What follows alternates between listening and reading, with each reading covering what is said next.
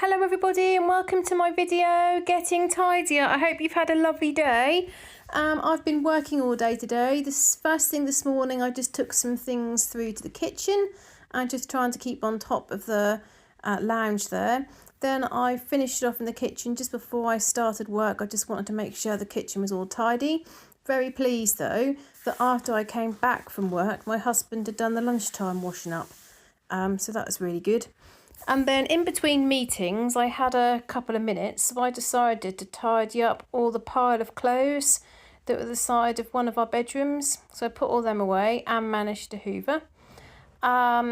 Finished work, helped my daughter with her homework. She had a bit of maths homework, and then we went out and had chips, which was nice.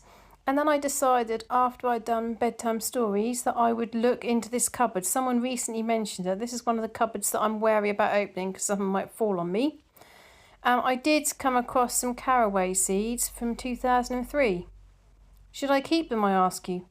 Also some cinnamon. I've got about 10 pots of chilli, salt rubs, loads of things that we never use.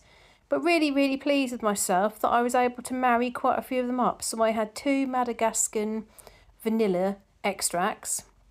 I had 3... oh, what was it I had 3 of? 3 of some stuff that I can't now remember. I had 2 coconut oils, and all of them were quite big containers. So I could marry them up, and I've created quite a lot of space. So you will see in the video that I do a close-up of the cupboard so you can see a bit closer what I'm doing. So there's a couple of reruns of videos so you can just get a bit better close-up. And also of me marrying up the different items where I've got duplicates. I should think I've got 12 bags of flour, about 6 bags of sugar, about 5 bags of rice. So once I get through all the duplicates, A, I don't have to buy more in the supermarket, and B, once I get rid of the duplicates, I'll have loads of space. So I was really pleased about that. So I've cleaned the bottom 2 shelves and put everything back in the bottom 2 shelves, and then I just needed to sit down. So I'm going to do the top shelf another day, and then my video ends showing you the items that I could just put in the bin, so the recycling items, so they were taking up loads of space, so I've got that space back.